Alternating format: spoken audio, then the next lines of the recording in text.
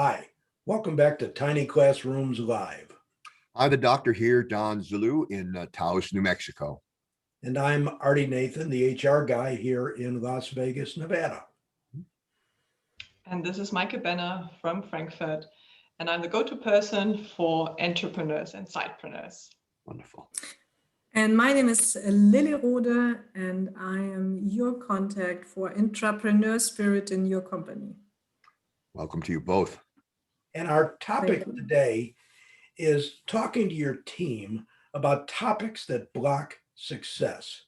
It's all about communications, isn't it, Don? It is. And it turns out, as you and I have said so often, and I know that Mikey and Lily back this up, that most of the successes and challenges in an organization hinge around the issues of communication.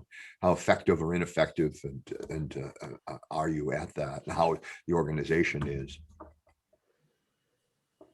Yes, and another important topic in this context is also how to embed openness on tough topics as an expectation and not an exception. So in your organization's values. And so from my perspective and experience, it's like that you have to start a conversation on a tough topic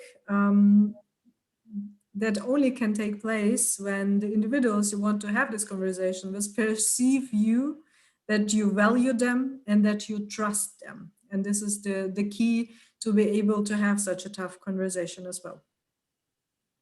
Lily, you just mentioned one really key point, trust. So trust is something of utmost importance if there are issues occurring in the team or in the company.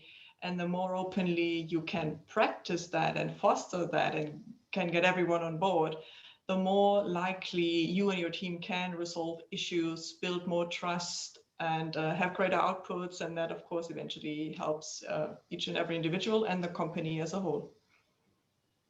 And you want to make sure that you thank the people that are talking to you and sending you information or suggestions.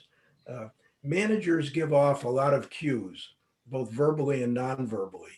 And if your employees don't think that you appreciate what they're telling you, then they're not going to tell you much at all. But there's many ways, the best of which is usually just to say thank you, but to follow up and ask them if they have any further comments and ideas, but make sure that they know that you are appreciative and that you trust and respect them. Communication, I think, Don, you started it also in your introduction. And communication is also about asking questions. So powerful questions can be in the team environment. So what has been working? What should we do more of? And then, of course, also followed by the contrary statement, what should we do less of? So what has not been successful? What is blocking us? And of course, as a manager or someone responsible for the team, one of the key questions is how can I, in my role and position, also support you or the team as a whole?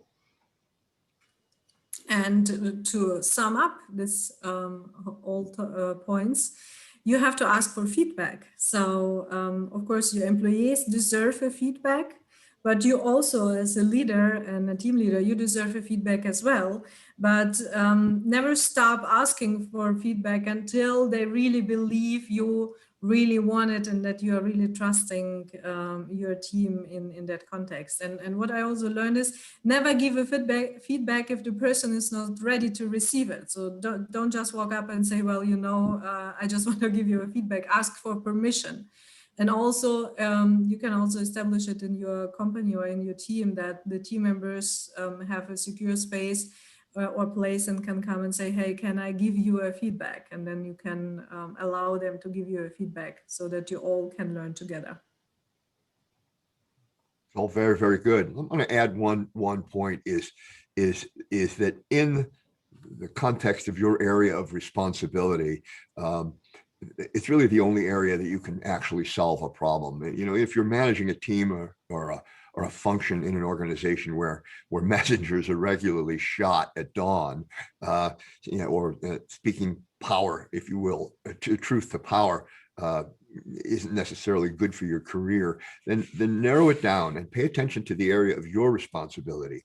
Role model openness, role model trust, and you can create change in an otherwise chaotic organization within the area of your own responsibility. So take that on, and don't look over the horizon too much. Look to your own shop, and model the behaviors that help people to understand and communicate and trust.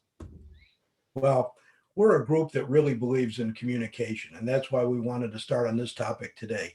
We'll probably talk about communications more in the future, but thanks for joining us today, and we'll see you again next time. Thank you very much. See you soon. See you then. Bye-bye.